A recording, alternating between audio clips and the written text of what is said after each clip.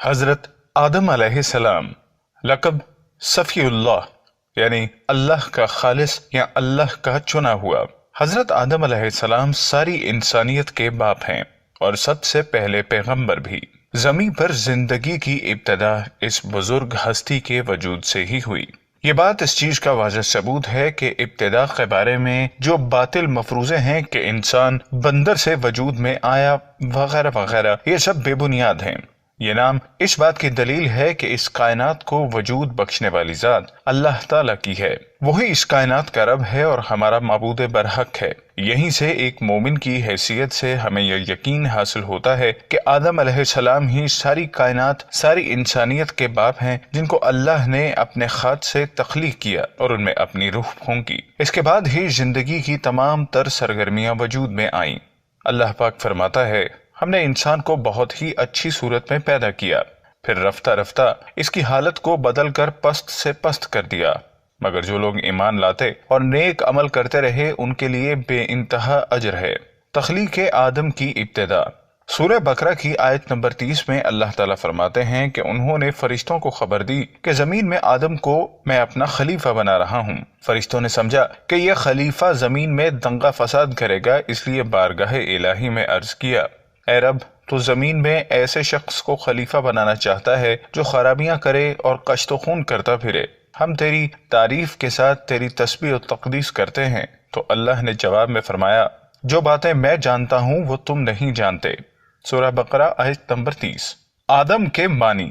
اللہ نے حضرت آدم علیہ السلام کو مٹی سے بنایا۔ اس بنا پر آپ کا نام آدم رکھا گیا کیونکہ آدم کو عدیم الارض سے پیدا کیا گیا۔ سعید بن جریر سے مروی ہے، آدم الارض زمین کی اوپری سطح کو کہتے ہیں۔ نبی صلی اللہ علیہ وسلم کا ارشاد ہے کہ اللہ نے آدم علیہ السلام کو مٹی کی ایک مٹھی سے بنایا جس کو زمین کی سب سطحوں سے لیا گیا۔ اس لیے اولاد آدم کی رنگتوں یا فطرتوں کے بارے میں فرق ہے، یعنی سرخ، سفید یا نرم اور سخت طبیعت وغیرہ۔ بعض روایات میں ہے کہ آدم علیہ السلام کا خمیر مٹی سے بنا کر 40 دن تک رکھا گیا۔ کچھ کا کہنا ہے کہ 40 سال تک، پھر اس میں روح پھونک دی گئی۔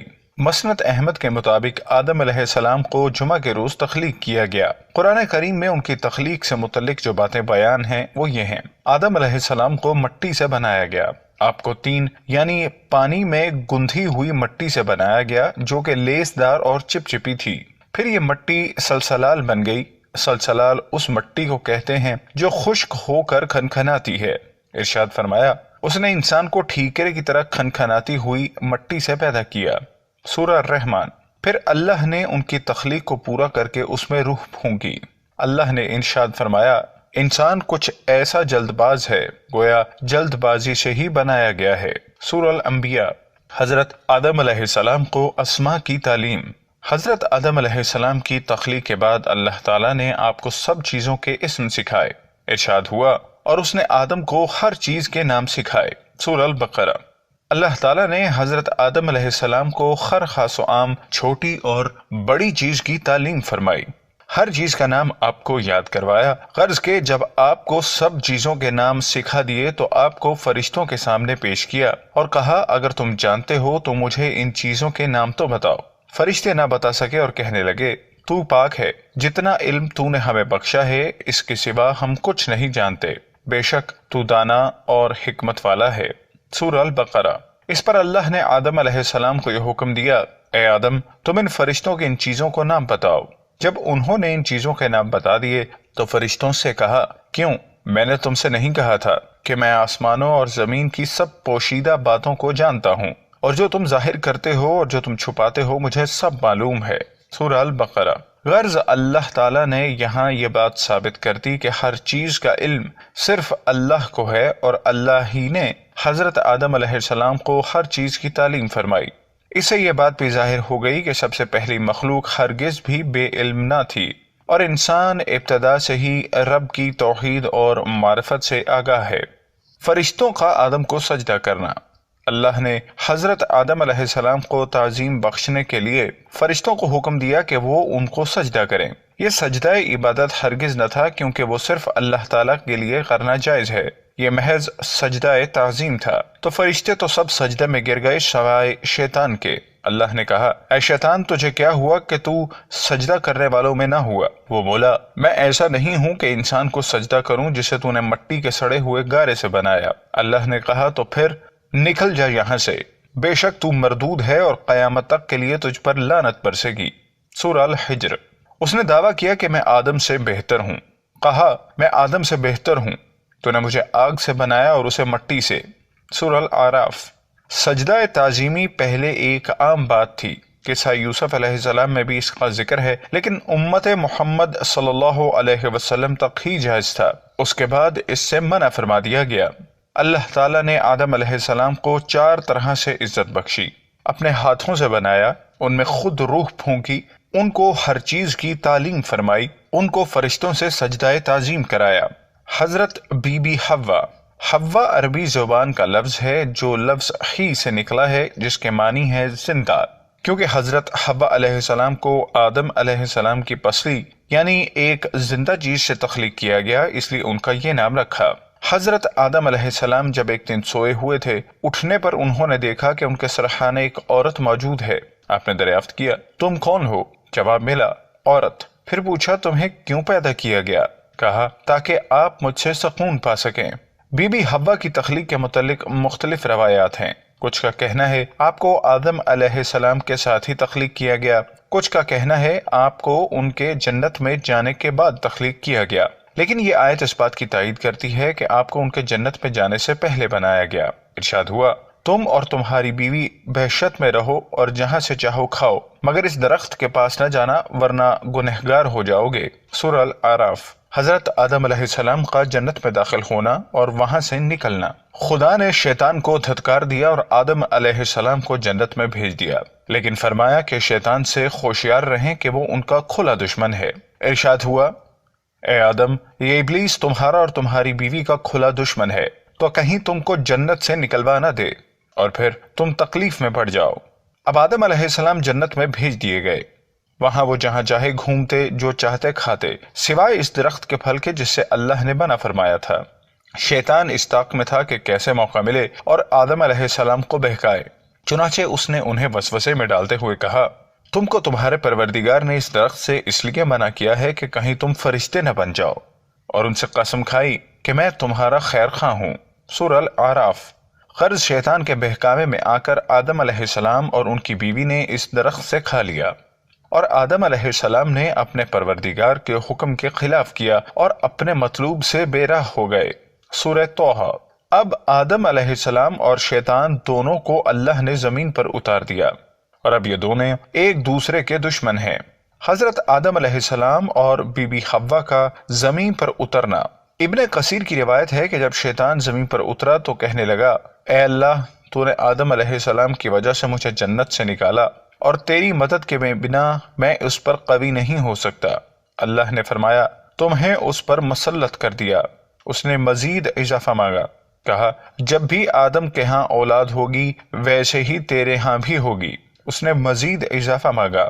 اللہ نے کہا ان کے سینے تیرے ٹھکانے ہیں، تو ان میں خون کی طرح دوڑے گا۔ اس نے مزید اضافہ مانگا تو اللہ نے کہا ان پر اپنے گھوڑوں اور پیادوں سے چڑھ دوڑ اور ان کے مال اور اولاد میں شریک ہو جا۔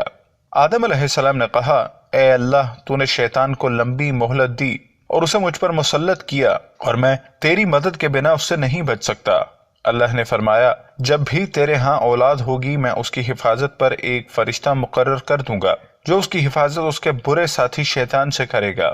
آدم نے مزید مانگا تو اللہ نے کہا ایک نیکی کے بدلے 10 گنا اجر ملے گا، اور اس میں بھی اضافہ کر دوں گا، اور ایک برائی کے بدلے ایک ہی ملے گی اور وہ بھی کسی نہ کسی طرح مٹا دوں گا۔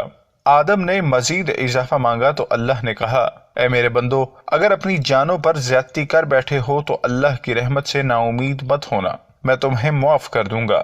آدم نے مزید اضافہ مانگا تو کہا جب تک اولاد آدم زندہ ہے میں اس کو توبہ کرنے سے نہیں روکوں گا۔ آدم نے مزید مانگا تو کہا میں بے شک دوں گا اور مجھے کوئی پرواہ نہیں۔ اس پر آدم نے کہا بس شیطان انسان پر بہت مسلط ہوگا، مگر اللہ کی رحمت و مغفرت کا دروازہ بہت کشادہ اور آسان ہے، اور انسان شیطان سے دھوکہ کھانے کی وجہ سے شکست کھاتا ہے اور استغفار کر کے اس پر غالب آ جاتا ہے۔ سبحان اللہ۔ الکامل بن قصیر، جنت سے نکلنے کی ذمہ داری۔ بہت دفعہ یہ بات کہی جاتی ہے کہ آدم علیہ السلام نے بی بی حوا کے کہنے پر وہ پھل کھایا۔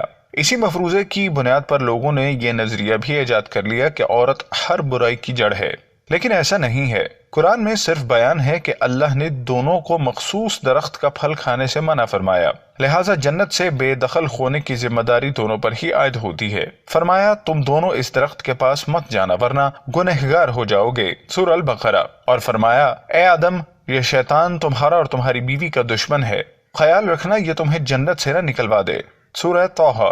ان آیات سے یہ بات ثابت ہوتی ہے کہ اما حوا اس بات سے بری ہیں، وہ تو خود آدم علیہ السلام کی بیوی کی حیثیت سے ان کے تابع تھیں۔ بہر کیف اپنے عمل کے لیے ہر شخص خود ذمہ دار ہے۔ حضرت آدم علیہ السلام کی نبوت، آپ دنیا میں سب سے پہلے بندے بھی ہیں اور پیغمبر بھی۔ قرآن کریم میں آپ کو صاف لفظوں کے ساتھ پیغمبر تو نہیں کہا گیا، لیکن دوسرے پیغمبروں کی نبوت بتانے کے لیے اللہ نے جو استفی کا لفظ استعمال کیا ہے وہی آپ کے لیے بھی استعمال کیا ہے۔ فرمایا خدا نے آدم اور نوح کو چن لیا، سورہ آل عمران۔ اسی طرح آپ کے بارے میں اجتبی کا لفظ بھی استعمال ہوا ہے۔ غرض یہ کہ آپ کی نبوت کے بارے میں بے شمار دلائل ہیں جو قرآن و حدیث سے واضح ہیں۔ ایک سوال یہ بھی ہے کہ آپ کی نبوت کے بارے میں قرآن میں صراحت کیوں نہیں؟ اس کا جواب یہ ہے کہ جن باتوں میں کوئی شک و شبہ کی گنجائش نہ ہو وہاں صراحت کی ضرورت نہیں ہوتی۔ حضرت آدم علیہ السلام وجود میں آنے کے لحاظ سے بھی پہلے انسان ہیں، اور آپ نے اللہ سے جو علم حاصل کیا وہ بالواسطہ وحی ہے، لہٰذا آپ کی نبوت میں ہرگز کوئی شبہ نہیں۔ اولاد آدم علیہ السلام، اللہ نے آدم علیہ السلام اور بی بی حوا کو زمین پر اتار دیا۔ اب ان کی نسل کو آگے بڑھانا تھا تو اللہ نے ان کو روز ایک بیٹے اور بیٹی کی نعمت سے نوازا۔ پہلے دن پیدا ہونے والے بیٹے کا نکاح دوسرے دن پیدا ہونے والی بیٹی سے ہوتا، اور اسی طرح پہلی دن پیدا ہونے والی بیٹی کا نکاح دوسرے دن پیدا ہونے والے بیٹے سے کیا جاتا۔ اس کا مقصد دنیا میں انسان کی نسل کو بڑھانا تھا۔ آپ کی اولاد میں سے جن کا ذکر قرآن میں آیا ہے ان میں حابیل علیہ السلام، قابیل علیہ السلام اور شیش علیہ السلام شامل ہیں۔ روئے زمین پر پہلا قتل، حابیل کی بہن سے قابیل کی شادی ہونا تھی اور قابیل کی بہن سے حابیل کی، لیکن چونکہ قابیل کی بہن خوبصورت تھی تو قابیل کے دل میں حسد پیدا ہوا۔ اس نے حابیل سے کہا میں تمہیں قتل کر دوں گا۔ آدم علیہ السلام کو ڈر تھا، لہٰذا انہوں نے کہا تم دونوں اللہ کی راہ میں قربانی پیش کرو، غرض جس کی قربانی قبول ہو گئی اسی کی شادی اس قابیل کی بہن سے ہوگی۔ قابیل جو کہ بکریاں چراتا تھا اپنے ریوڑ سے سب سے اچھا بچڑا چن کر لایا اور اللہ کی راہ میں قربان کیا، جبکہ قابیل جو کہ کھیتی باڑی کرتا تھا سب سے سوکھی گھاس قربانی کے لیے اٹھا لایا۔ اس دور کے طریق کے مطابق آسمان سے ایک آگ کا شعلہ آیا اور بچڑے کو لے گیا، جس سے ثابت ہوا کہ حابیل کی قربانی قبول ہو گئی۔ قابیل طیش میں آ گیا۔ شیطان نے اس موقع سے فائدہ اٹھاتے ہوئے اس کو مزید بہکایا، غرض اس نے ایک پتھر مار کے سوتے ہوئے بھائی حابیل کو قتل کر دیا۔ حضرت آدم علیہ السلام کی وفات، حضرت آدم علیہ السلام کی وفات سے متعلق مختلف روایات ہیں۔ کچھ کا کہنا ہے کہ ان کی عمر 960 برس تھی، کچھ کے مطابق 957 برس تھی۔ ابن کثیر سے روایت ہے کہ ابن قاب رضی اللہ تعالیٰ عنہ کہتے ہیں کہ حضرت آدم علیہ السلام نے موت کے وقت جنت کے پھلوں کی خواہش کی۔ ان کے بیٹے تلاش میں نکل گئے، راستے میں فرشتے ملے تو انہوں نے کہا کہ اس کی ضرورت نہیں، ان کی موت کا وقت آ گیا ہے۔ اب واپس آئے اور حضرت آدم علیہ السلام سے چمٹ کر رونے لگے تو انہوں نے فرمایا پیچھے ہٹو، مجھے پہلے ہی میری عمر سے زیادہ مہلت دے دی گئی ہے۔ چنانچہ فرشتوں نے ان کی روح قبض کر لی، ان کو غسل دیا، کفن پہنایا اور دفن کیا، اور فرمایا یہ تمہارے مردوں کو دفن کرنے کا طریقہ ہے۔ ایک اور روایت ہے حضرت شیس علیہ السلام نے جبرائیل علیہ السلام سے نماز جنازہ پڑھنے کو کہا تو انہوں نے کہا آپ اپنے والد کی نماز جنازہ پڑھیے، تو شیس علیہ السلام نے 30 رکعتوں کے ساتھ نماز پڑھی اور ان کی تدفین کی۔ کہتے ہیں کہ آپ کو جبل ابن قبیس کے گھر غار کنز میں دفن کیا گیا۔ حضرت ابن عباس رضی اللہ تعالیٰ عنہ کے بقول حضرت نوح علیہ السلام نے طوفان کے بعد کشتی سے اتر کر آپ کو بیت المقدس میں دفن کیا۔ حضرت حوا کے بارے میں بھی بہت سی روایات ہیں کہ آپ بھی آدم علیہ السلام کی وفات کے 1 سال بعد ہی انتقال فرما گئیں اور ان کے ساتھ